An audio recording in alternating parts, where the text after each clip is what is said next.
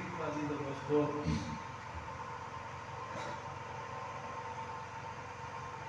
আজ আজাদারদের মুর্তবা, আজাদারদের মর্যাদা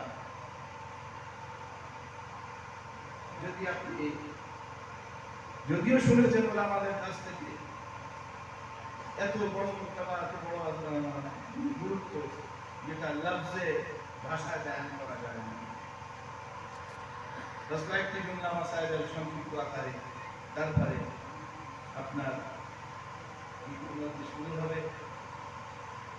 আল্লাহ তাদের আশা এই আদাদারি করা এবং আপনাদের ফার্সে আদায় আসা সবকিছু যেন যাহারা কবুল করে নেয়, আর যেন আমাদের দিনের পর দিন আস্তে আস্তে যেন আমরা আজাদারির মিশনকে যেন আরো উজাগার করতে পারি, উজ্জ্বল করতে পারি, আর মারফাতে ইমানকে যেন অন্তরে আমরা নিতে পারি।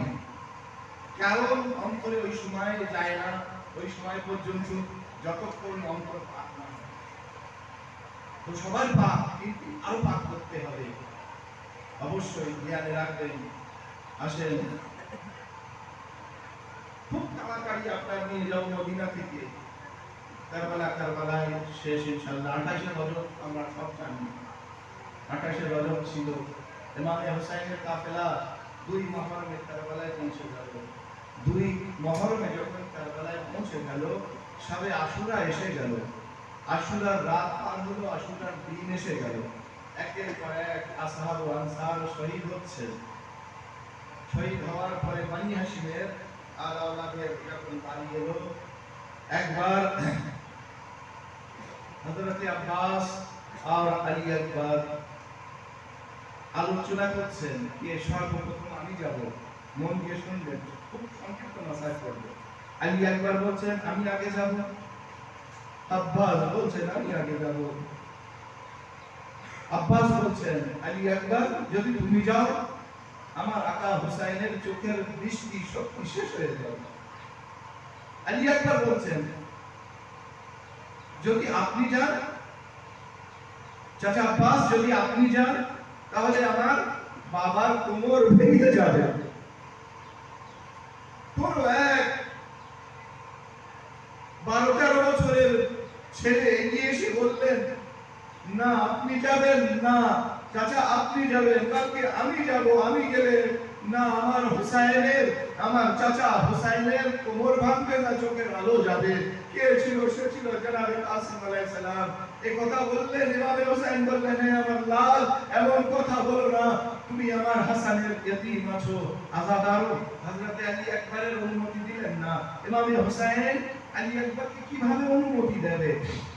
আলী আকবর দেখতে রাসূলের মতো ছিলেন, শফিয়ে পয়গম্বর রাসূলের মতো দেখতে ছিলেন। রাসূলের মতো যখন দেখার মন চায় তখন দেখতেন, কিন্তু হাজারো যখন অনুমতি দিচ্ছে না, একবার সৈয়দে সাজ্জাদ এবং বিবি যায়নাব এবং হযরত আব্বাস तमाम খালিফা সব আলাদা আলাদা। এবার যখন একবার আলী আকবর দেখলেন অনুমতি দিচ্ছেন না, তখন একবার এলেন যায়নাবের খায়মায় দাঁড়িয়ে একটি কথা বললেন, মাথা নিচু করে বললেন আবি আম্মা, আমি আপনার কাছে বেশি প্রিয় না আপনার ফাতেমার বেটা হোসেন আপনার কাছে বেশি প্রিয়? শুনবেন, বেশি প্রিয়। একবার যায়নাব বলতে লাগলেন এই আমার লাল, এই কথা তোমাকে কে শিখিয়ে দিয়েছে, কে বুঝিয়ে দিয়েছে? কে হোসেন তোমাকে তোমার কাছে বেশি প্রিয় না আলী আকবর বেশি প্রিয়? ফাতেমার লাল বেশি প্রিয় না উম্মে লায়লার লাল বেশি প্রিয়? একবার যায়নাব বললেন আমার কলেজা, আমার বুকে এসো। একবার আলী আকবরকে কলেজায় জড়িয়ে ধরে বললেন ফাতেমার লাল আমার কাছে বেশি প্রিয়। ফাতেমার লাল আমার কাছে বেশি প্রিয়। একবার আলী আকবর বললেন এ ফুপি আম্মা, হায় সেদিন যদি ফাতেমা আপনার কাছে জিজ্ঞাসা করে এ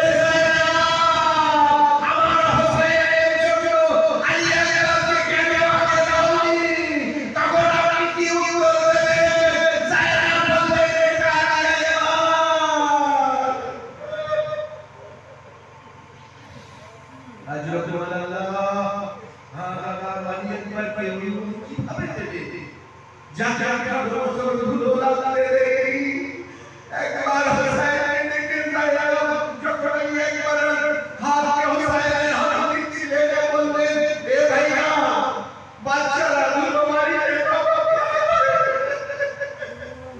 কখন খেলা করে ছোটবেলায় খেলা করে তাই না ছোটবেলায় খেলা করে একবার যাইলো বললেন ভাইয়া আমি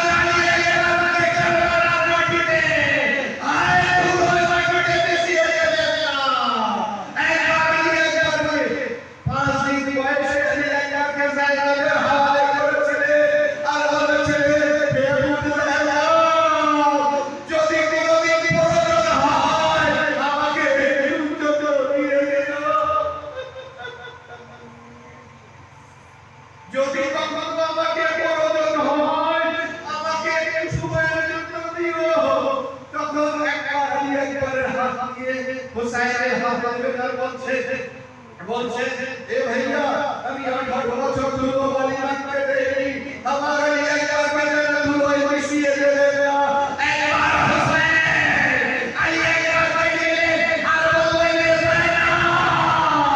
যদি বাঁচাতে পেরে ফেরত দেব আর যদি বাঁচাতে না পারি আল্লাহ আমারে আল্লাহ